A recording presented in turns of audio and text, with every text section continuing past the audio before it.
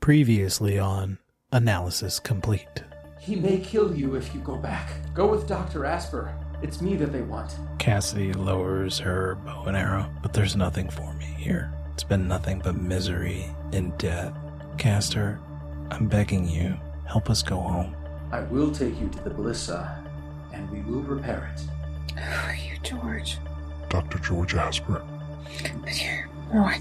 And now so are you. If you see Dr. Locke, could you tell her that I think that I love her? Docs, I'm a little confused. I don't know what's going on. Are we going to the facility or not? Elgon, in the distance, quite far off, you see a ship. You're able to see quite clearly that this ship belongs to your father and Quest Jin.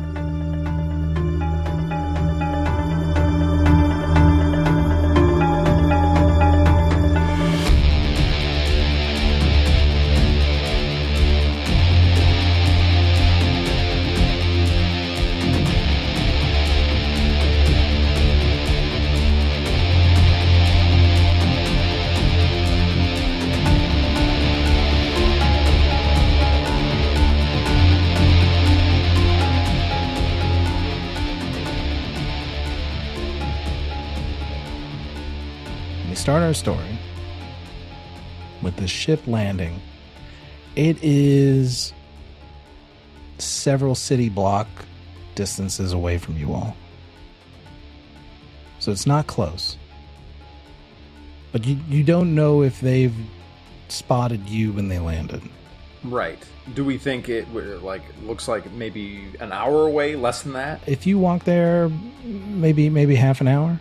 Yeah. And how close are we to the Haven now? I believe you all are half a day, I think. Oh, we're still half a day away. Yeah, this is happening in the middle of the day. You guys walked. Interesting. So walking to the Haven from here would be taking us further away from the ship. Pretty drastically. You would run alongside that ship to the Haven. And potentially to the Ballista. But yeah, you could probably all fit it in. But more importantly than that is Cassidy Garland gets up and starts waving her arms at this ship. And you can see her starting to sob. You can hear it. We're saved. They came for us. And she doesn't have the information that you do. She doesn't see what the name of the ship is. She just knows there's a ship. And when you've been stranded for 270 plus days, any ship is a good ship. Hey! And she's just yelling, hoarse. Cassidy, Huh? There is no guarantee that this ship is here to rescue us. In fact, I feel I should tell you, this ship is not from Pantadine Industries. Oh, who cares? I mean, they're human. They're Earth. Yes, but Let's I do go. believe this is likely another ship with its own agenda. And it could be very helpful to us, but it could also easily be the opposite. Why? I don't... What are you saying? I don't understand. Let's get Captain Wakefield. Captain, let's get up. Let's go. I can guarantee that this ship is not just going to leave as soon as we arrive, but we can certainly meet them. Please, yeah. Look, if they can help us fix our ship, that's cool. We'll take the Ballista home and get out of here. And we gotta tell them. We have to tell them what's going on. They don't know what they're walking into, Castor. That would be the ethical thing to do. I believe you're right, yes. You all look back at Captain Wakefield, and his face is very pale from blood loss. And he looks like he's shaking, like he's very, very cold. Captain, do you need to stop and rest? Perhaps eat? You all have been resting for only 10 minutes at this point when the ship landed. And he says, we gotta go. We have to warn them. We have to warn them to leave. And as he's saying that, you can hear off in the distance the opening of a bay door out the back of the ship. The creaking of metal. And it's like a giant garage door coming down that creates a ramp out the back of this ship. In the distance, you can see, a moment later, you can see an ATV roll out. It's got... Does it look like a combat ATV, or is it like... It's another lightweight four-wheeler like the ones you all had. And how big is this ship compared to the Ballista in terms Smaller. of like... It's smaller, okay. So, Yeah, it's smaller. Okay. It's kind of like a smaller class. And you can see on this ATV that's rolling around, there's one driver, and then on the back sitting, instead of a basket, there is just like another Mason unit riding on the back facing outward, strapped in. And where are they heading? It looks like they're roaming around, and you can see the Mason is like looking in all directions. It's probably scanning around. I believe I still have one of those glow sticks, so I'm going to take one out, snap it, and try and hail them. Yeah, it stops. Again, you're looking at this from a long distance. The android is pointing in your all's direction. And you can see the figure sitting on the ATV is in this black spacesuit with a black helmet, very similar to like a motorcycle helmet. It has a tinted visor. And it sees you all, pauses, and then wheels around and goes back onto their ship. Oh. Yeah. It sees us and... Oh, man. And leaves. That's ominous. What's wrong, Dave? Okay. All right. Seems like they were just interested in scouting, not necessarily interacting with us at this point. There is a fair chance that these people may mean us harm. I do not know what to do. Castor, I don't know why you're so suspicious of these people, but they've got to be here looking for us. We have all kinds of data, and we still have to help them. This ship was sent by QuestGen, and it was sent by either one of two people. One of these people loves me, and the other one hates me. I'm very concerned with which one of them sent this ship. Dr. Freya Locke, Rook, and Dr. George Asper are trudging through these cypress trees. It's like a maze, and yet there is a feeling among all three of you that you know where you're headed. Rook, you've been there and come back, and you feel like you know the path. Dr. Freya Locke and George Asper both have a kind of tingling sensation over their body that increases the closer and closer they get. And it's close to the end of the day that you all see this massive dome made of stone. And at the front of it are a pair of large, dark, double doors that shimmer in what little light is left in the day. Well, Dr. Locke, there it is. I think George and I have to go in. Do you have a plan for you? You're welcome, I guess, but I'm not sure if you're better out here. What could be so bad in there? Besides, they might have a casino in there. I could do some light gambling. I've been taking chances all this time. Why not, gamble a few credits? Rook, you were in there. Did you see any slot machines? No, but this time I got a fancy suit on. I'm not, streaking throughout the whole thing, Maybe they got a protocol that you gotta be dressed up a little bit before they can serve me. Besides, you need muscle. I got it. Yeah. Can I do something real quick? Maybe not. I don't know.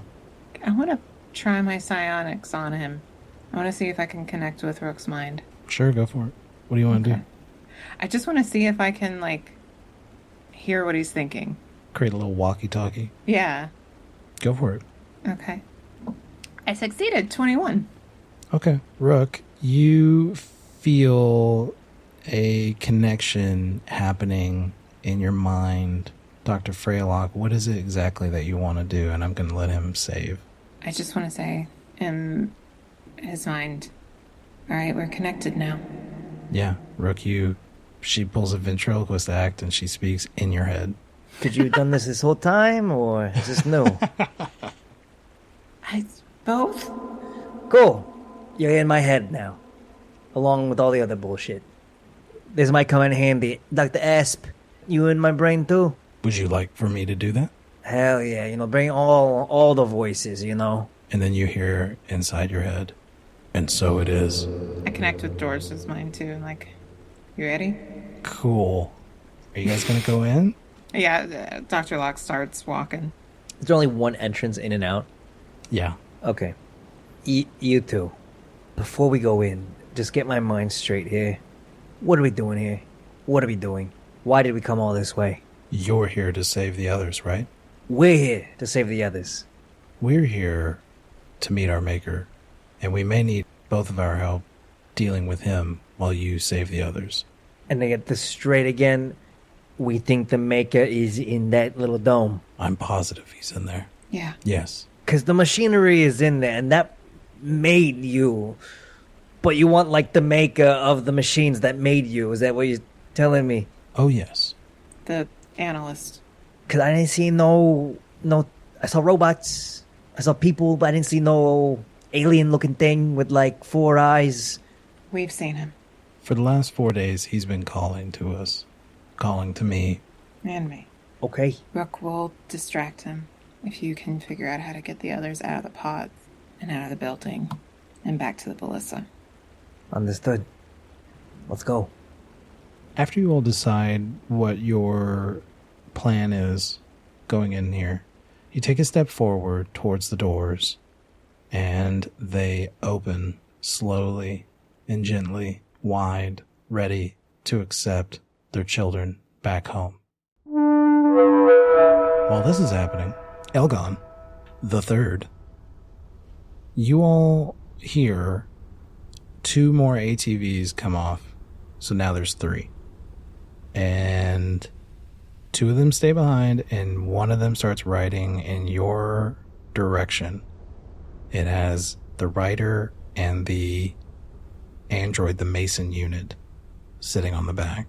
Can I use my vision? Can I see if there's any weaponry on this ATV? Yeah. There's absolutely a semi-automatic weapon. In the hands of the human? It's on a strap, hanging on their back, but you can see the barrel of it sticking out behind their right elbow. It's there. There is someone that is armed on this ATV. Now, please, I have something very important to ask you. I know that I just asked you to call me Elgon, but if you could refrain from calling me that until we know who this is, I would appreciate it. Please just call me Castor again. Yeah. Okay. Within moments, the ATV rolls up. It stops about 60 feet from where you all have been kind of camped out, and the rider gets off. Still can't see their face. The android sits up, very stiff, and wheels around and starts marching in your direction. Can I tell from this rider, do they seem young? Do they seem old? How do they walk? How do they move? Or can I not tell? They're athletic. They're athletic. Were you hoping for like a 60-year-old man you might be able to take, or what is this? No, I was trying to see if I could get if this might be the identity of someone I know. That's all. Oh, okay. No, they seem athletic. They seem like a Marine, or not a Marine, but they seem like one of the private contractor military groups that Quest Gen has on the payroll. Okay. This is like a Soldiers of Fortune, mercenaries. You know they've got these people. I will continue just kind of waving the glow stick and kind of showing that I'm unarmed, and I will approach them. I'm not sure if Cassidy or Wakefield are approaching as well, or if they're remaining behind, but Cassidy Garland says, Hey, you guys gotta help us get on. Captain Wakefield, we were a part of the Ballista. Obviously, you guys surely know that. We're here, and the person with the weapon puts it in their hands, and so you can hear like a speaker coming from their helmet. Just stay back. The Mason unit is going to do a scan on you all.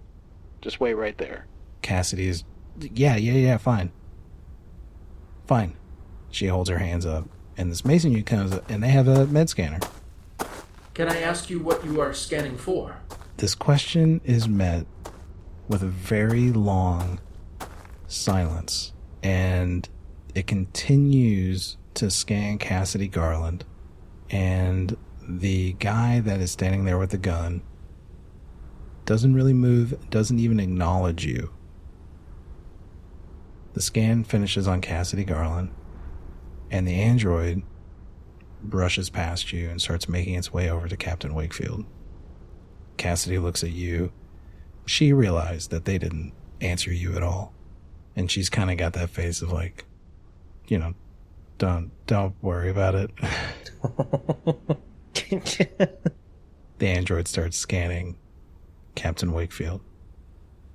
For those of you listening, David's face is priceless as he is trying to figure out what to do right now, and he can come up with no answer. Seething. The android begins scanning Captain Wakefield. Elgon, Castor, do you have anything on your mind right now that you'd like to get off your chest?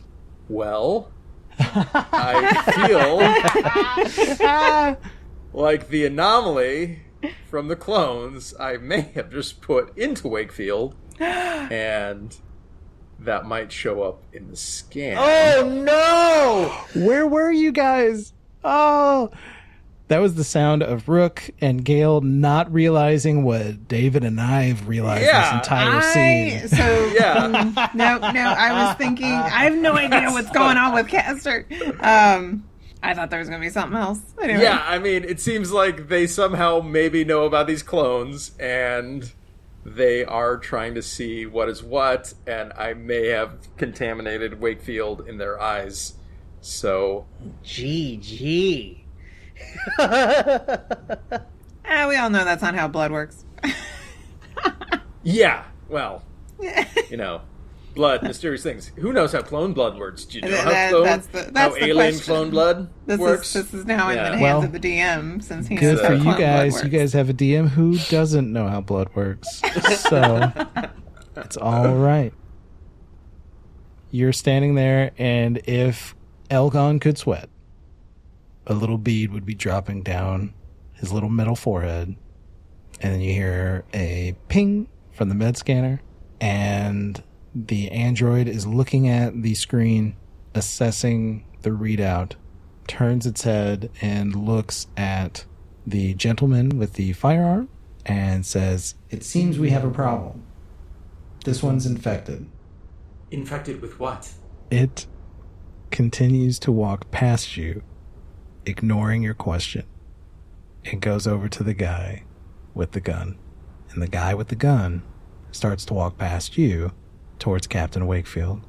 Cassidy Garland says, wait. What do you mean infected with what? What do you mean? Answer him. What is it? What is he infected with? What does that mean? He's sick. He's been cut. Okay? We just need medical attention. And this guy is not responding to either of you. What do you want to do? Castor starts feeling this impulse to protect Wakefield. Yeah. And he is actively going to try and fight that impulse. And I think... not do anything. David, do you think it's time for a panic roll or no? Well, that kind of feels like a sanity thing, maybe. He's like do you think fighting. It's a sanity? Okay. I feel like it's sanity. I feel like he's trying to fight his instincts in this moment, or his instincts are Wakefield's in danger, but he personally does not want to do anything about it. Then let's do a sanity roll. Okay. Just hope it's not double failure. We don't want a critical fail. That is a 97. Go ahead and add another stress. Thankfully for you, a 97 is no different than a 78. Yep. So does that mean that I would have to follow my impulse in any way, or can I resist this danger I feel? What do you think, Dave? Present? Oh, man. Oh, this is so tense. I feel like Castor is kind of slowly starting to lumber towards towards this Marine. Uh-huh. And he is going to try and shut himself off. Shut yourself off. Yeah. He wants to try and, like, abort this impulse in any way possible. And just shut down. Yeah. Or just, like, go... I don't know if he has a sleep mode or anything. I'm just kind of like... he's going to try and, like, kind of deactivate himself. Oh, man. Wait, hang on. All right. So, You failed the sanity roll, which means you're going to start to go after this Marine. Yeah. If you can make a body save, I'll let you shut yourself off. Okay. My body is not a great stat of mine. Because the sanity roll is what's getting us in trouble, and that's where I want to go. And if you don't want to go there, you're going to have to give me another save. Okay. That is a 39, which is a failure. You're going after this Marine. You start moving closer. And as you do, the other android arm grabs you by the elbow. And Castor instinctively will say, Wakefield, run. Captain Wakefield, who is absolutely sick, absolutely tired, been bleeding out all day, looks up at this guy with the gun, and Cassidy Garland, when she hears you say, Wakefield, run, Cassidy Garland is going to make a roll. She's going to run and jump on this guy's back. oh my gosh. So while that's happening, Dr. Freya, Locke, and Rook, David, go ahead and mull that over for a little bit. I'm going to give you some time to think about it. We're at episode 11, ladies and gentlemen. Dr. Freya, Locke, and Rook. There's no tomorrows, except there is one tomorrow. Just one but there's no tomorrow after that. Dr. Freya, Locke, and Rook, you all enter with George Asper into this hallway. It's a very large stairwell made of stone steps leading down. And you can see at the bottom, it's lit with torches that burn this green flame. So everything's cast with this really sickly color. And you start making your way down these stairs, hair on your arm standing on end. You can smell oil, like grease, like mechanical oil. And you get to the bottom and you see these tapestries on these walls in this room. And it shows that figure. From your visions, you see this ruler standing over throngs of people. People? Human people? They are humanoid figures, I Okay. should say, not human. Okay. Are they like him? No. They're very Okay. round, almost egg-shaped. Huh. Humpty Dumpty. Yeah. Kind of like egg people. Big, thick arms. Is this the guy? Yeah. What the hell? That's the leader? That's the guy? Yeah. The analyst. Okay. You all see one image that is a group of these people. It looks like an uprising. These egg-shaped figures. They're gathered around a massive pit. Is there a needle in that pit? It looks quite like the parabola where you met Martin. The same parabola that killed Martin and nearly killed all of you with Beethoven's Fifth Symphony. George. In the next tapestry, you discover that it is not an uprising, but a mass suicide. Rook, you spot 2 exits from this room. One of them, you know, leads to the pods where the original Dr. Freya Locke, the original George Asper, and I think that's it. Is there more? Yeah. Melanie. Oh, the original, Barry? No, original Barry's gone. Million and original Barry. Original Barry. That's right. Yeah. Original Barry's there. Yes. The original Barry. Okay. They're all there. But you don't know what the other exit is. Dr. Freya Locke, you see these exits, and you and George Asper feel very compelled to go into one of them. I start walking towards that one. I put a hand on her shoulder. I shove it off. Yes. Very in character. She's established she hates that. Yes. I don't see the threat that was here last time. Which was? Hard to explain. A machine, yeah. Okay. So how about we locate it first? Otherwise, if I go alone or one of us gets caught out, less chance we're all gonna make it out of here, or any of us are gonna make it out of here. Where did you see it last?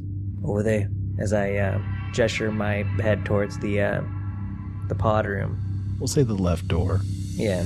Which one were we drawn to? To the right door. Oh, okay. That sounds fine. Again, I don't know if we can kill this thing, but maybe we find a bucket of water, just right onto it or something. Lights out. Don't know. Maybe there's a power switch on the back. Or maybe it's gonna make smoothies out of us. We'll see. I need you to understand. He could know what we're doing. So I guess it doesn't even matter. It You does. want to go in that right door? By all means, go ahead. I guess he's watching every move. Hey! Over here! You see me? His voice echoes off the hallways. All right. I just want you to know, if I get any hint that he's about to take over, I'm gonna run. Okay? Take over? Take over. What do you mean, take over? He's very compelling. George, what are you up to? I would like to see myself. Okay. Let's go then. And we head towards the left door. Rook, who's still questioning this takeover, you can see it on his face. What does that mean? I'm gonna just mutter underneath my breath as I trail behind, like, for a bunch of clones. Y'all don't seem to be afraid of death. As I escort them over to door number 1. With trepidation, you head towards this left door, and it slides open. It's a mechanical door. Moves into a recess, slides out of the way. Down this hallway, you can see a couple different doors, but more importantly, you see the glow of these large, clear tanks filled with a blue fluid, and you can see bodies floating in these tanks. Look around. Is there a robot of some sort? You don't see anybody else but you and whatever's in the tanks right now. Okay, I'm gonna quietly approach the tanks. You start to walk towards the tanks, and you can see one of Melanie Devantes floating in this stasis. Her hair's a little longer. Can I'm looking at the tank. I'm trying to see if I can make out any rhyme or reason to the buttons, to any mechanisms on it, anything. Okay. We're going to do an intelligence roll to see if you can figure this out. Can I use anything else? Do you have something that I think you've lost half your skills from panics. Just some of them. Thinking of like field medicine and pathology, I don't know if I would know a way to look at like... This is more mechanical. It is really. more mechanical. Okay, so intelligence, okay. Yeah. So just straight intelligence, just kind of checking it out.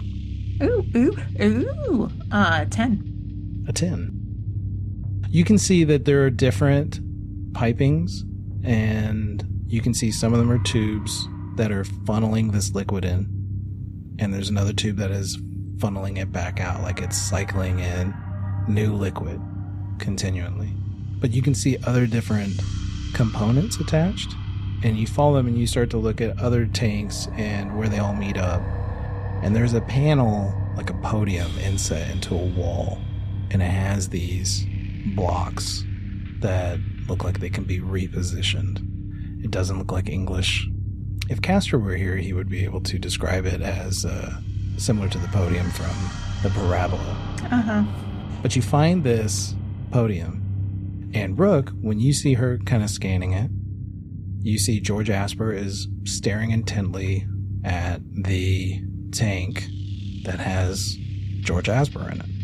And Dr. Freya Locke comes close to the tank with Dr. Freya Locke in it. Dr. Locke, when you see yourself floating in the tank, this is a moment of reality.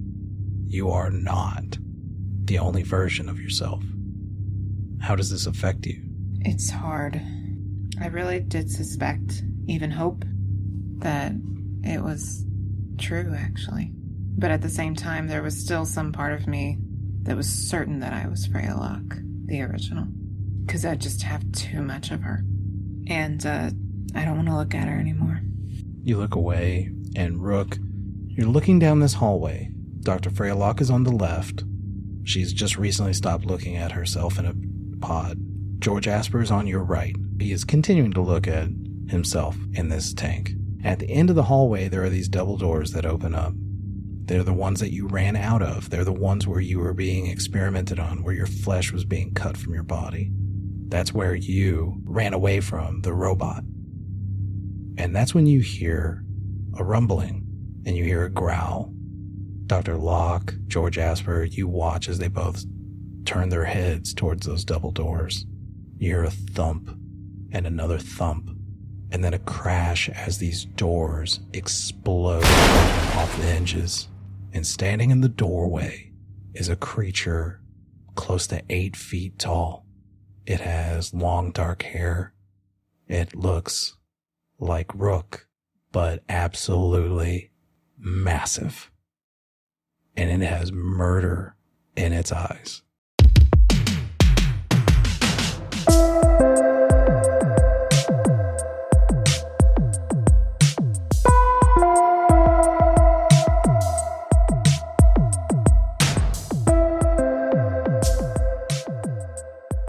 Hey, dear listener, I hope you're enjoying the show. I just wanted to take this moment to tell you about how you can help Out of Depth produce even more cool stuff like the podcast you are listening to right now. For one, you can recommend our show to other folks looking for podcasts.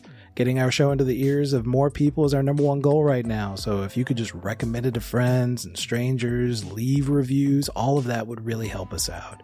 If you are in a position to do more than that, you can head over to our Patreon page at patreon.com/getoutofdepth. It's where you can subscribe at any tier you feel comfortable with for as long as you feel it's worth it. Those funds help us keep the show running, do even more cool projects, and allow us to afford more collaborators to work with. Their time and contributions to our shows are so valuable, and you can help support these efforts by becoming a patron at patreon.com/getoutofdepth. Patrons also have access to bonus material for the shows like character questionnaires, my game prep notes, and exclusive videos like a post-mortem Q&A with the Analysis Complete cast once this series finishes up. Gail and I have lots of fun plans for the future as we continue to grow our audience, and if you want to see them come to fruition, please head over to patreon.com/getoutofdepth and become a patron today. Thank you so much for listening. Holy shit. I really appreciate it. Now with that out of the way, let's get back to the show and see what mysteries and terrors our players might uncover next.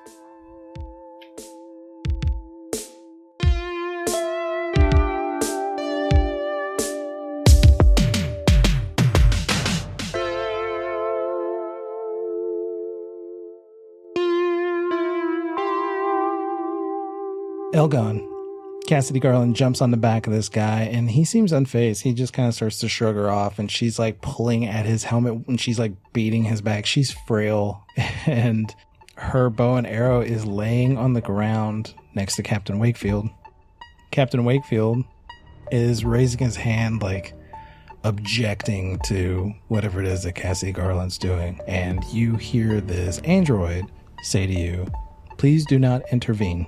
So I've always had like this thing of Asimov's laws where I was curious how this other android would respond, because like it specifically says a robot shall not allow a human to harm a human or by inaction allow a human to come to harm, and that always made me think like, so what do androids have like this like team mentality where it's like, well, if we're in war I'll let them fight? Or are they always, like, instinctively trying to be peacemakers? You know? What do you want to do? Well, I was curious how that android was going to respond. Elgon really wants to focus on Cass's safety, because that is the person that he feels like is more innocent in a way, more worthy of being saved.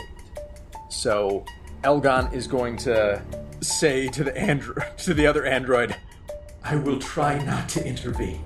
And we'll head over to Cass and try and prevent her from getting killed by... making this worse than it already is. Yeah. You go over to it and you grab a hold of her waist to try and pull her off. And as you do, she's yelling like Castor, like they're gonna kill him. And this guy back elbows her and hits her right across the cheek. And she falls into you. She's kicking in your arms. If I don't do this, they will likely kill you both. Captain Wakefield looks up at this guy who's pointing this rifle at him. And he's looking pretty bad. But he looks up with these intense blue eyes. And for a moment you see the man that you met during training, the man who looked like he was going to lead this crew to history. And he looks up, blood in his teeth, says, "Let me see your eyes.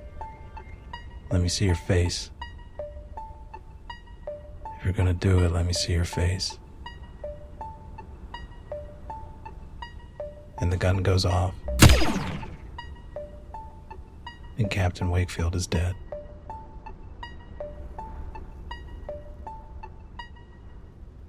Cassidy Garland is sobbing in your arms, screaming, "No. Why? Why did you do that? Why did you do that?" Until it becomes unintelligible. This moan of why. Castor will kind of lightly stroke her hair and just try and hold her and calm her down. She pulls away and crawls over towards the dead body of Captain Wakefield. The soldier walks over to you, and for the first time he stops in front of you and acknowledges your presence. Welcome to Wolfram. Where's the Haven? What's left of it is about a half a day from here. How much data from the Haven do you have on you? Some. Why are you here? Well, when we didn't get an answer from you all, somebody had to come. And thankfully, somebody at base discovered that we had a friend on the inside. Isn't that right, Elgon? It is. My father sent you.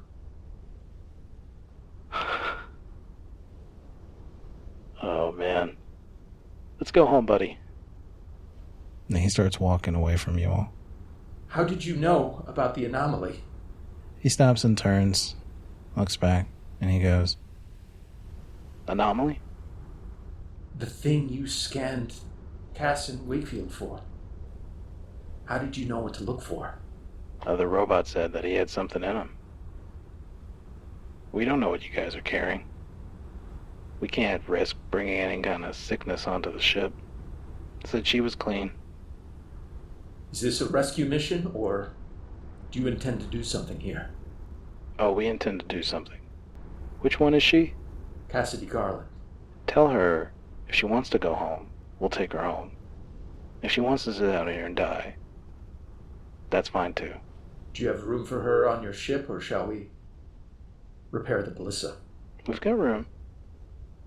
Elgon is going to turn and go back to Cass and say, as hard as this may be, I think you may be safe with them.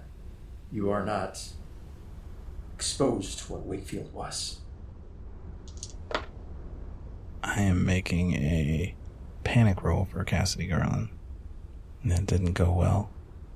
She gets up, and you see the glint of the hunting knife. She runs past you, and the soldier is nonchalantly sauntering back to the ATV. Elgon is going to try and tackle her to the ground. Make a speed check for me. 84. She runs past you, and I just rolled a 25. She's going to jump on this guy, and she's going to plunge this knife into his fucking neck. Oh my gosh. Oh my god, indeed. She plunges it right into his throat. She plunges it into his neck, and you can just hear her screaming. He said, "Let me see your face." She pulls the knife out again, and a stream of blood flies out in the setting sun, sprays out on the rocky terrain, and you see this other robot, this android, this Mason unit, start to make its way towards Cassidy Garland. Elgon is going to try and intercept this android and not let it get to Cass. All right. How do you want to intercept this android? I want to try and come up from the side, and I want to grab it like by the head and basically just try and like pop it off kind of thing. Just like full on strength, just like try and take this thing out. Let's do it. Yeah. Give me a check, C. All right. Strength. This may be combat, but I mean, I don't know. It's focused on Cassidy Garland. I might let you get away with strength. Yeah, I mean, I would love to do strength. You're just opening a can. Yeah. He's distracted. He's not looking at me. I am just gonna try and strength and just kind of just try and like decapitate it. Okay. All right. That's an 11. That is a success. Critical success. Oh, critical success. That is a critical success. Bam. I just rolled its body save, and I rolled an 88. Oh my gosh! Which is a critical failure. Nice. You see this android, you go to tackle Cassidy Garland, you trip over yourself, you hit the ground, and then you can see the android coming after her as she's screaming bloody murder at this asshole. And then you get up, determined. You walk over and you squeeze the top of this android's head. There's no Asimov's laws about androids, and you rip its head clean off. It slumps to the ground.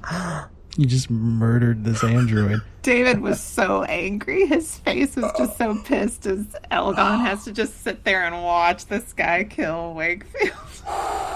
He feels so good crushing those androids. Oh man, that's great.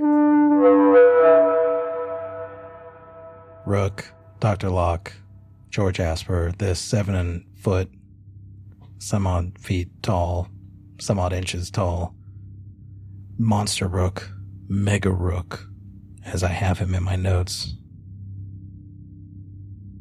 roars down the hall, massive calves. The juiciest. The juiciest, upside down, heart-shaped calves you've ever seen. I would like to hide behind this podium. I just duck down. All right, you duck down. George Asper and you are like across the hall from each other. Mm-hmm. So you both turn, like you did the head whip towards that way, then you spin around, look at each other, goo, and then you duck back behind this podium, making yourself real small. And George Asper is confused. And according to my dice, for those listening at home, I just rolled to see what George Asper does, and he's baffled. Rook, you have a spear. Yeah. Do I know if these pods have like a drain button on the outside or like... Dr. Locke is currently at a console that could operate it, but it's not written in English, and she needs time to figure out how to do it. Would Rook know the protocols? Like, what if the front paneling of these pods just... They are made of glass. They're made of glass, right? But if you like smashed them open, would that cause any sort of like... Yeah, what would happen? The liquid would go on the floor. Yes, but I meant like... for the people do inside. we know what would happen like in our stasis pods, for example? Well, it depends on how bad you broke the glass. Real bad. Then the water would drain out and they would be inside a pod with broken glass. But they need time for like... Okay. them to come to like equilibrium, right? When they're Yeah, in a little those bit. stasis pods. So Yeah. like hypothetically, if I break one, they're not gonna be like, "Oh, thanks for saving me. Let's get out of here." It's like Let's It's fight going to this take thing. it some. It's gonna, Yeah. They're not going to be useful during this moment right now. No, okay, they're going to be pretty groggy. But okay. Looking at Mega Rook, does he know that there's 3 individuals here in this room, or does he just see me? let's find out. I have an intelligence for this character. I'm hoping it's not. lower. It is super low. Full transparency, its intelligence is very low. And it does not, it just notices Rook. I'm going to beat the spear onto the floor to make noise And I'm going to yell out, "Hey, motherfucker, come and get me. My dick is bigger than yours," as I begin to run out where we just came from. But as I turn, I'm going to give Dr. Locke and Dr. Asper a look of like, "I'm buying you time. Good luck." Yeah. As I begin to sprint out, as I just make noise and just bop all the metal bits of this room to make as much like clang and distraction as possible. You all see this huge rook rumbling down the hall. It passes you both and making its way after the original rook with the spear as they make their way into the tapestry room. So it follows behind, bursting through the sliding door. Like, it doesn't open fast enough for the creature, and it ends up breaking part of it. And you all are alone in this tank room. I want to try and figure out how to get the tanks open. Do you have any computer skills at all? Language skills, anything? Nope. Nope. So we're going to do intelligence. Okay. I have a screwdriver. You do have a screwdriver. Which I may be using here soon. Uh-oh. Wait, no. Shoot. I have to look closely at that. No! It's a 47. My intellect is a 45. I thought it was a 41. You're fiddling with this. That's what you're doing for this round. Rook, this thing comes in behind you, and it's now you all in this tapestry room. What do you want to do? You said we descended into like this room, and then on the other side of the room there's a stairwell going up. So you guys, the same staircase that you guys came down was about 60 feet. So that's opposite the room of you, the staircase that you came down. So this room is about 50 feet. Gonna just book it, and I'm gonna try to do something once I get to the top of the other side of the stairs. Give me a speed check. This guy's chasing you down. Add athletics here. Success with a 39. Nice. You start making your way towards the stairs. You get about halfway up the stairs. Take a look back. Where's it at? It's at the bottom of the stairs. Anything else I can do this round? That was your movement. I mean, I'll give you something else. Something not too crazy. Could I possibly extend the spear at max length to try to give it a small little stabby stab? Oh, it's too far away. You're like 30 feet up. Don't want to throw it. Gonna just You sure you don't want to throw it? No, I'm not throwing it. That's my only sharp object here, Jay. Okay. Alright, fine. Yeah. Do it your way. Yeah, I'll throw it soon. Just not now. Okay. Alright. Oh, you know what?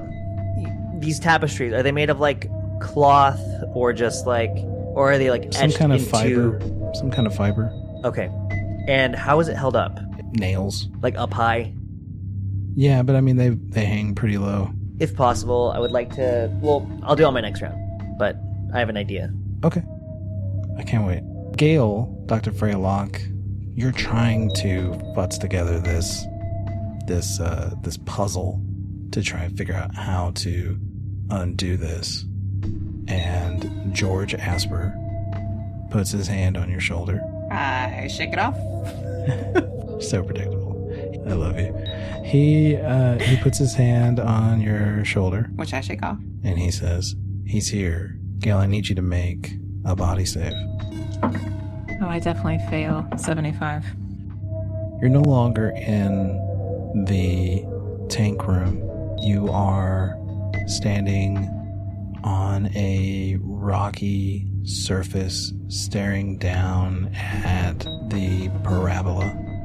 Across this expanse, you see George Asper standing on the opposite side of the parabola at the top. And you see a wave of these egg-shaped gray creatures. Their flesh is leathery, cracked. It almost looks like they're made of stone. And they are pushing in, and they grab a hold of you on either side, these huge hands, and they start to pull you down into the parabola. I don't want to go? Yeah, so what are you going to do about it? I mean, they're putting their hands on me, and I don't like that. I swat them away. Yeah. Make a combat roll. 46. Which is well above your combat score of 30. They grab you on either side and they start to march down this parabola towards the center. And you can see a bright flame burning at the bottom. Where's George? Is he struggling? Is he coming? He is struggling as well. And George Asper, you hear him crying out in your head. And he lets out a release, and you see about 20 of these creatures scatter away from him. Like he just pushed them away with his mind. But he, in doing so, loses his footing, and he's still sliding down the parabola towards the center. Can I try it? Yeah. I can? Sure. Okay, seeing him do that, I'm going to try it. Oh no, I fail. 84. I'm not used to it. You try to do it, and it's just not there for you. While this is happening, Rook, what do you want to do?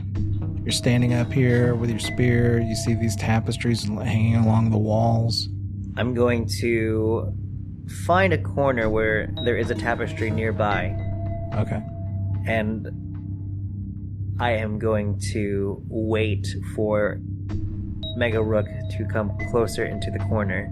Now you're 30 feet up this staircase. Yeah. So you're just on the stairs. And the tapestries are like down on like the flat level. Yeah.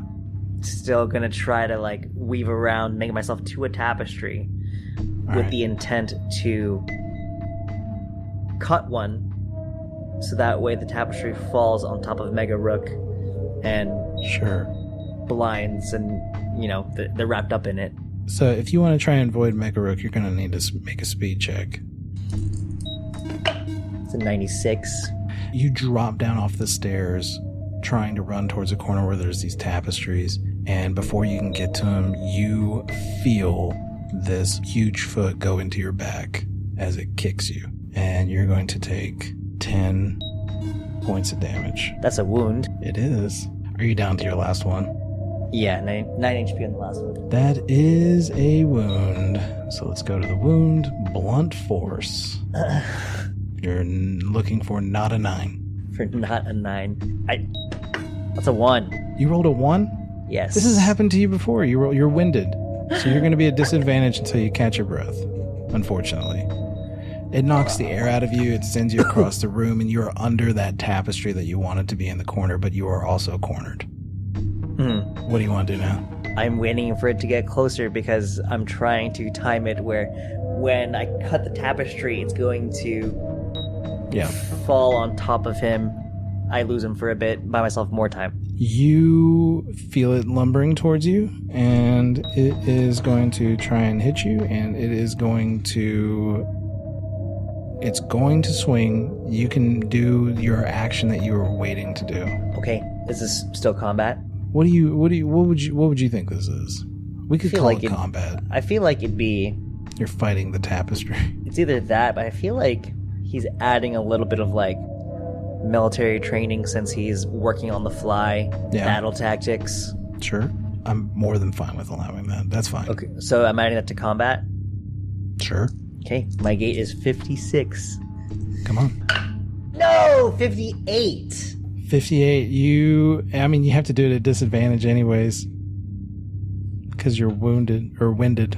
Alright. You go to swipe at these tapestries and they're not coming down. This little blade at the end of this rod, this stick it's not catching, so it's not cutting. And this guy is going to try to put another foot on you. And I rolled an 86. It goes to kick you, and it puts its foot through the wall. Or not through it, but like into the stone. You see it crack, and it misses. Gail, Dr. Freya Locke, you're struggling as you're being brought down this parabola. And you can see George Asper is running towards you. You hear his voice in your head. I'm coming to help you. This has to be all my head. This has to be all in our heads. Like, yes, he's able to overcome certain aspects of it, but I know that this is sound, and I know that we're in the parabola, and I know that this guy works through sound. Yeah. I want to sing at the top of my lungs and also project with my mind into the minds of everyone around me. Taking some from Martin Sapp. I got the joy. Yes. So you start singing just this as fast hymn. as I can, because it's like if I battering ram with these syllables and this sound. And you're trying to amplify this frequency with your psychic ability. Give me that psionics roll. No, it's 62. Gail, you try, and you're going to take some damage. Oh, my God. Oh, man, I'm sorry, I haven't dude. taken damage since episode 1. How much, what is your damage sitch? Oh, I don't know. 27. Okay, well, now you have 7. What? So I lost a wound. Yeah. Hey, Reedon, it's cool, man. You're not the only one. Dr. Freya Locke, you are going to roll. That was a 5. Your eardrums explode, and you can't hear anything. Oh my. Is that permanent? I don't know, do I? We'll see. We'll see. Okay. We'll see. You no longer hear the joy down in your heart. You can only feel the vibrations of it through your entire body. However, this echo still persists, and you see these egg people cowering in fear from the sound of it. Mm-hmm. And George Asper is still running towards you. Elgon. Can I run towards him? Did they let me go? Yeah, we'll get to that in a minute. Okay. Gail, I just transitioned. Don't fuck my transition. Don't fuck my transition. Movement, man. Don't fuck my transition. Let's just start it over, man. Oh my God. You got to respect the transition. Can I interrupt again? Yeah, we're still in the interruption. Good. It's still here. It's still here with me. It's still here with The you. interruption is still here with me. You're running towards George Asper. Yes. Aloud. Thank you. All right, Dave, please continue. Elgon, you just ripped this fucking dude's head off. This android crushed it like a can, tossed it over your shoulder, and Cassidy Garland rides this guy down into the dirt, and she is stabbing into his little spacesuit 2, 3, 6 more times. What you want to do, man? I'm gonna see if I can disobey Asimov's laws and go against my instincts and try and help her take this guy down. Give me a sanity roll. Okay. 87. That's a failure. You take another stress. You come over and you realize he's already dead. Wow. She looks up at you, feral. You did it. My word. I didn't think you stood a chance. And she's like completely in shock. She doesn't know how to respond. What do we do now? You look up and you can see that there are still 2 ATVs. Are they heading at a distance? They don't necessarily know what's happening. They're back at their ship. Yeah. But they probably just saw this scene break out. So you probably have moments before their engines are going to rev up and head your direction. How similar do I look to this android? Like, does it have any identifiable things that, if I were going to try and imitate this android, would that be possible? I mean, do we look enough alike? You have like Martin Sapp's dried blood all over your fucking face, and you're dirty as shit. This guy looks fairly clean. So unfortunately, like, you look like you've been weathered. Yeah, but this android might have just seen combat. He could look like that. I mean, you guys look identical for sure, except for does he have like a jumpsuit on? Like, does he have like is there the anything android? that No. Yeah, there's nothing that else I would need to do other than maybe try and imitate how his robotic voice sounded. Or They may have gotten confused and not realized which one tore the other one's head off.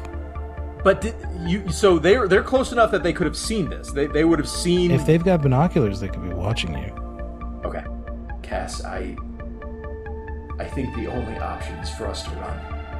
If we take this ATV, the safest place for us may be to try and find our friends. And she looks at you, and she says, "Where? I know where they went. Are you going to drive this ATV?" Yes, because Cass can take the gun of the guy, and if they're following us, she could shoot while I drive.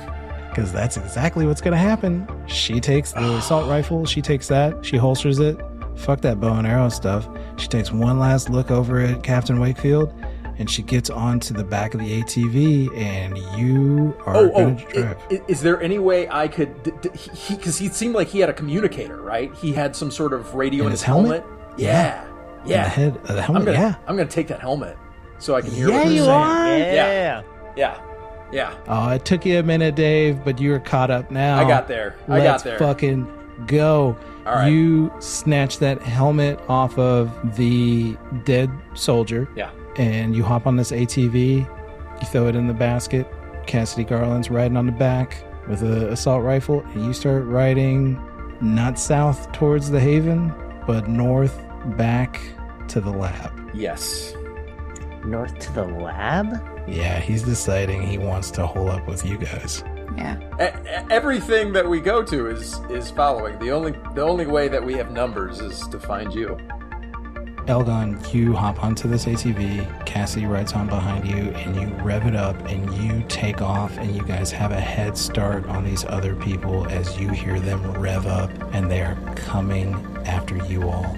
The ATV wheels crunching over this gravel and rock and stone as the sun is setting, and we're about to head into night.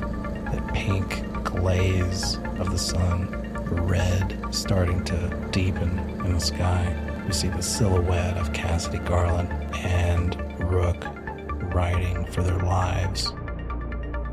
Dr. Freya Locke, George Asper running towards one another inside this parabola, and Rook and Mega Rook are locked in this battle to see who will survive. Dr. Locke, as you're running towards George Asper, you hear the sound of this tone of music. Join me or perish.